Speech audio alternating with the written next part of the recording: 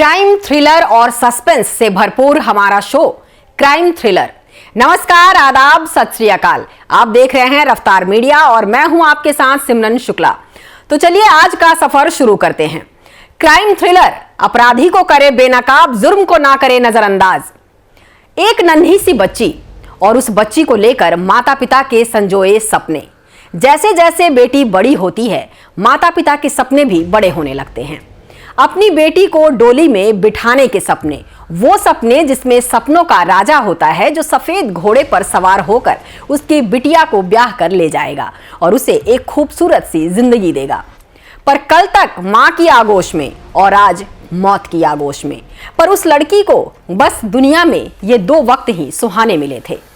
पर मां की गोद से लेकर मौत की नींद तक का सफर उस बेटी के लिए आसान कहां रहा। वह जीने की जद्दोजहद लिए हर दिन मरने लगी। वो कहते हैं ना कि मौत ही इंसान की दुश्मन नहीं होती, जिंदगी भी जान लेकर जाती है। तो आज का हमारे शो क्राइम थ्रिलर ऐसे ही एक बेटी की दास्तां है।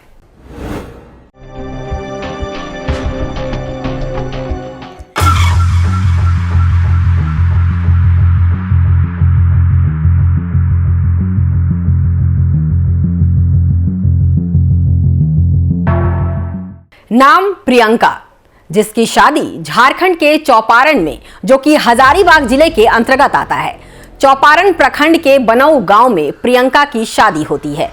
प्रियंका जो न जाने कितने सपने सजाकर अपने ससुराल आती है। ससुराल के गुलदस्ते में सजा सबसे खूबसूरत फूल उसका साजन और उसका परिवार।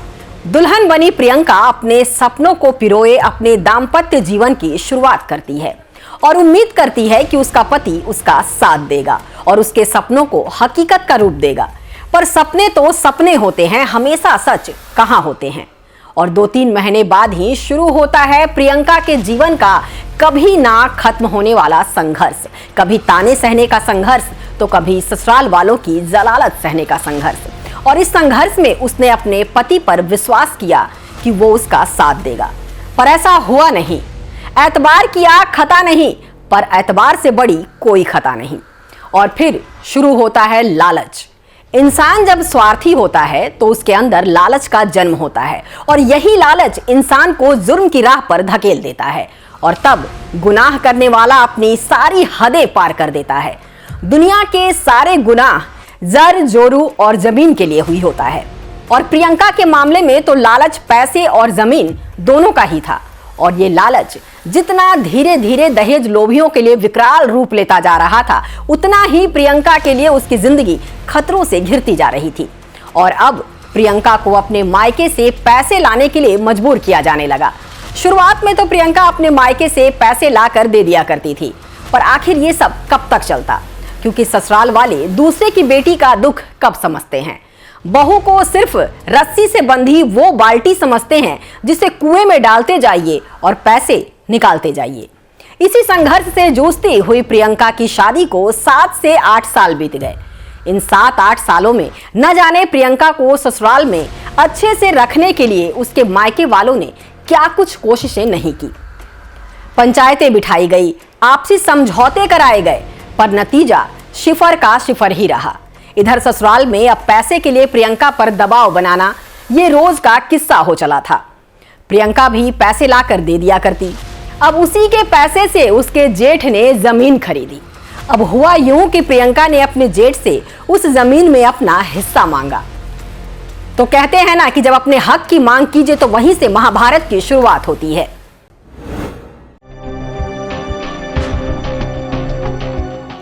जब प्रियंका ने अपना हिस्सा मांगा जो उसी के पैसे से खरीदी गई थी, पर उसके जेठ ने उस जमीन में हिस्सा देने से साफ इनकार कर दिया। और अब प्रियंका पर ससुराल वालों का जुल्म लगातार बढ़ता ही जा रहा था। प्रियंका पर अत्याचार करना, उसे दहेज के लिए प्रताड़ित करना अब और भी भयावह रूप लेने लगा। उसके साथ अब मारपीट भी उनके जुल्म में शामिल हो गया। तो ये तो था कहानी का एक पहलू जिससे हमने आपको रूबरू कराया। अब कहानी के दूसरे पहलू पर भी नजर डालते हैं। जैसा कि मीडिया रिपोर्ट्स में सामने आया है, चौपारण प्रखंड के पड़रिया पंचायत के कांग्रेस अध्यक्ष हीरा सिंह और उनके परिजनों पर अपने ही घर की बहू पर हत्या का आरोप लगा है। चौपारण थाना में इटखोरी निवासी अरविंद सिंह द्वारा दिए गए लिखित आवेदन में बताया गया है कि उनकी बहन प्रियंका कुमारी उम्र 32 वर्ष का विवाह चौपारण प्रखंड के बनाऊ निवासी कृष्ण मोहन कुमार सिंह उर्फ बाबू सिंह से हुई थी। शादी के बाद से ही पति कृष्ण मोहन सिंह, भाई यशवंत सिंह और उनकी पत्नी बबीता देवी, पुरुषोत्तम सिंह उर्फ हीरा सिंह, पत्नी पिंकी देवी आदि परिजनों द्वारा उनकी बहन प्रियंका के साथ मारपीट की जाती थी और उसे प्रताड़ित किया जाता रहा है। आवेदन के अनुसार उक्त लोग एक बार उनकी बहन को जान से मारने की नियत से प्रियंका को कुआं में धकेल दिया गया था, लेकिन गांव वालों ने उसे बचा लिया और बीते 16 जनवरी 2024 को यानी इसी साल बनाऊ के ग्रामीणों द्वारा सुबह 8 बजे सूचना दिया गया कि उनकी बहन की मौत हो गई है। सूचना पर वे लोग बनाऊ पहुंचे तो घर में ताला लटका हुआ पाया। खोजबीन शुरू की गई। लगभग दोपहर 3 बजे के आसपास हजारीबाग सदर अस्पताल के पास एक मारुति स्विफ्ट कार में शव पाया गया, जहां कुछ लोग और पुलिसकर्मी मौजूद थे, पर कृष्ण मोहन सिंह के घर का कोई भी सदस्य वहां पर मौजूद नहीं था। घटना की जानकारी मिलने के बाद से ही वे लोग उनके घर के सभी सदस्यों को लगातार कॉल किया गया, लेकिन मोबाइल स्विच ऑफ आ रहा था। मृतका के भाई ने प्रियंका के पति और उनके भाइयों पर हत्या का आरोप लगाया है। इधर चौपारण पुलिस ने थाना कांड संख्या 22/24 धारा 302, 201 के तहत मामला दर्ज कर आरोपी पति को गिरफ्तार कर जेल भेज दिया है। इधर हीरा सिंह और अन्य आरोपियों की गिरफ्तारी की मांग को लेकर परिजनों ने डीएसपी से मुलाकात की और आवेदन दिया। डीएसपी ने जांच के बाद उचित कार्रवाई की बात कही है।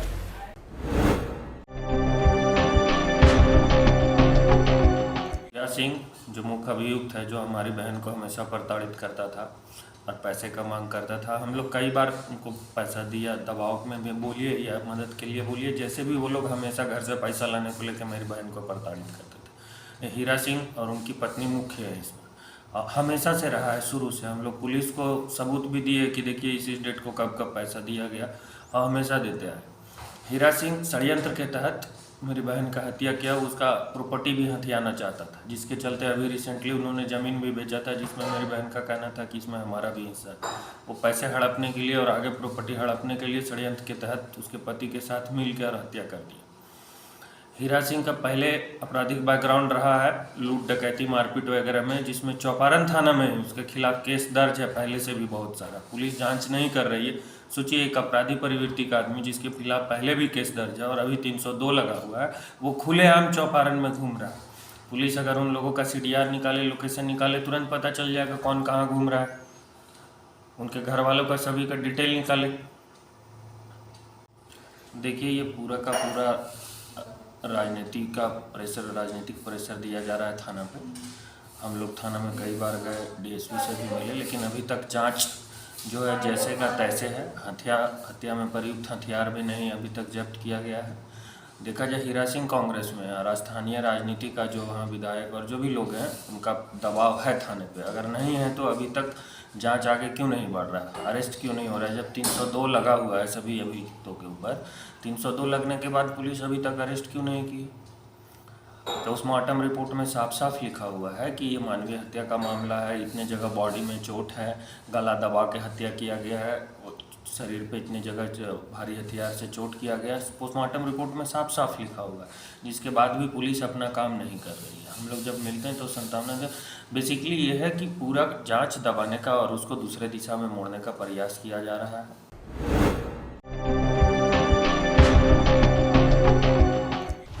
अब बात करेंगे प्रियंका के परिजनों की। जब हमने प्रियंका के भाई से इस हत्या के बारे में जानना चाहा तो उसने बताया कि प्रियंका के जेठ, जेठानी और पति ने मिलकर इस हत्या को अंजाम दिया है। हालांकि हीरा सिंह पडरिया से कांग्रेस अध्यक्ष हैं, तो मामला कहीं ना कहीं राजनीतिक भी हो चला है। प्रियंका के भाई का कहना है कि इन्होंने इस केस को दबाने के लिए काफी पैसे खर्च किए हैं, जिस वजह से पुलिसिया जांच हीरा सिंह के कहने के अनुसार चल रहा है। प्रियंका के भाई ने बताया कि प्रियंका के ससुराल वालों ने प्रियंका की गला दबाकर हत्या कर दी और लाश लेकर फरार हो गए और अगले दिन हजारीबाग के पोस्टमार्टम कक्ष के पास बॉडी की रिकवरी हुई। चौपारण प्रखंड के बनऊ गांव में विवाहिता प्रियंका देवी के हत्या को लेकर उनके भाई अरविंद कुमार सिंह इटखोरी निवासी के आवेदन पर केस नंबर 22/24 चौपारण थाना में मामला दर्ज किया गया है। दर्ज प्राथमिकी में प्रियंका के पति कृष्ण मोहन के भाई यशवंत सिंह, बबीता देवी पति यशवंत सिंह, पुरुषोत्तम सिंह उर्फ हीरा सिंह पिता छकौड़ी सिंह, पिंकी देवी पति पुरुषोत्तम सिंह, जय कुमार उर्फ भोलू सिंह, भानु प्रताप सिंह उर्फ नटवर सिंह पिता यशवंत सिंह सहित 8 लोगों को नामजद अभियुक्त बनाया गया है। वहीं पुलिस ने गिरफ्तार प्रियंका के पति कृष्ण मोहन सिंह को जेल भेज दिया। अरविंद सिंह के आवेदन में कहा गया है कि उक्त लोग हमेशा प्रियंका को मायके से पैसे मांग कर लाने के लिए प्रताड़ित कर रहे थे। अरविंद ने कहा कि उन्होंने बहन के पति को हाल ही में 52,000 रुपये भी दिए, जिसका प्रमाण भी उनके पास मौजूद है। पोस्टमार्टम के बाद प्रियंका के शव को बनऊ के मुक्ति धाम में अंतिम संस्कार कर दिया गया।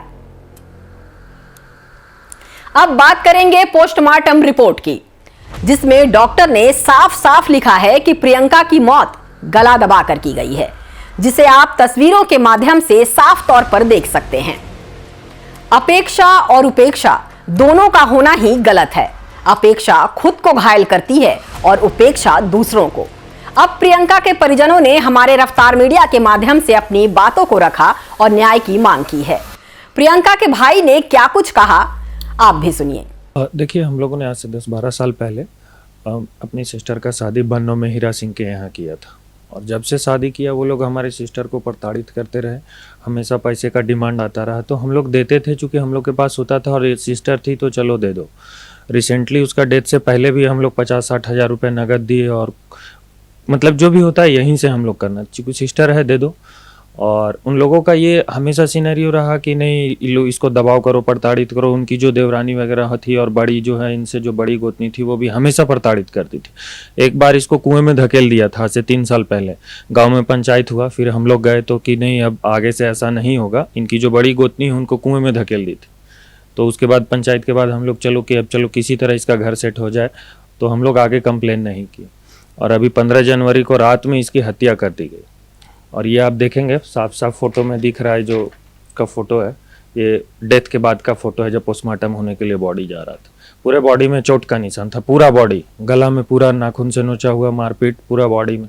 और ये लोग बॉडी लेके फरार थे। रात में हत्या हुआ, सुबह से बॉडी लेके फरार थे। जब हम लोग को पता चला हम लोग थाना में इन्फॉर्म किए, थाना वाला भी दिन भर बॉडी सर्च किया। जब दबाव पड़ा तो ये लोग पोस्टमार्टम हाउस हजारीबाग सदर अस्पताल में गाड़ी छोड़ दिए, स्विफ्ट गाड़ी लाके उसी में बॉडी रख के और भाग गए वहाँ से। जब हम लोग को वहाँ बॉडी मिला, फिर तो चौपारण थाना के जो प्रभारी हैं, उस समय के जो तत्कालीन प्रभारी थे, वो फिर बॉडी को पोस्टमार्टम वगैरह करवाए और फिर FIR लिया हम लोगों से।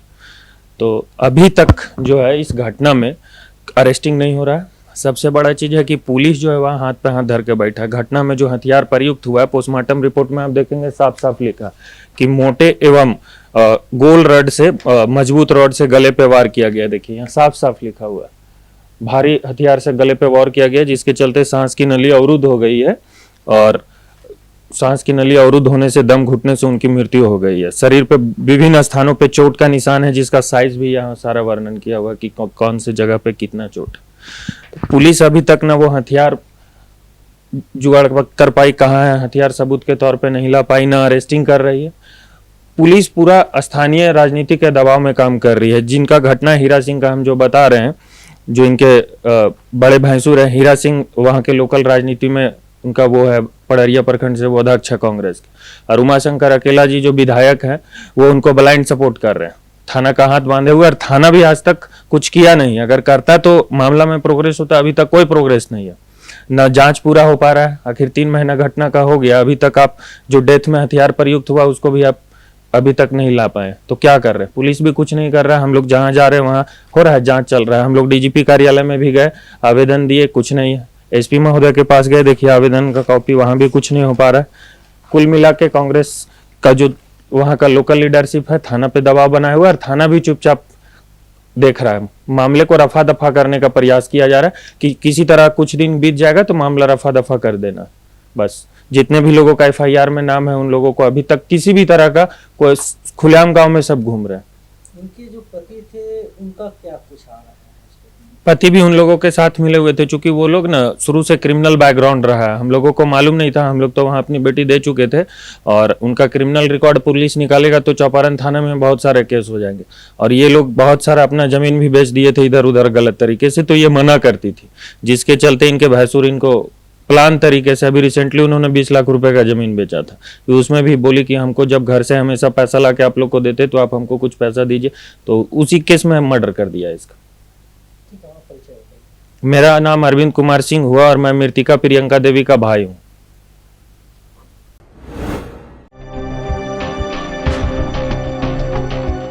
नींद क्या है?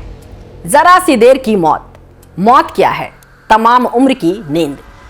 जहां न्याय की आग ना जले वहां अपराधी सदैव विजयी होते हैं। अब प्रियंका मौत की आगोश में कभी ना उठने के लिए सो चुकी है, पर उसकी रूह को भी न्याय का इंतजार है। याद रखिए, इस दुनिया की अदालत में मिले या किसी दूसरे दुनिया की अदालत में मिले, जुर्म और अपराध की सजा मिलती जरूर है। अगर आपके पास भी ऐसी कोई जुर्म की दास्तां हो जो आप हमें भेजना चाहते हैं, तो नीचे दिए गए नंबर पर संपर्क कर सकते हैं। नंबर है 9334722857। नंबर एक बार और नोट कर लें, 9334722857। क्राइम थ्रिलर अपराधी को करे बेनकाब, जुर्म को ना करे नजरअंदाज। तो आज के इस शो क्राइम थ्रिलर में इतना ही। अगले एपिसोड में फिर हाजिर होंगे एक नई जुर्म की दास्तां लेकर। तब तक के लिए आप अपना और अपनों का ख्याल रखिए।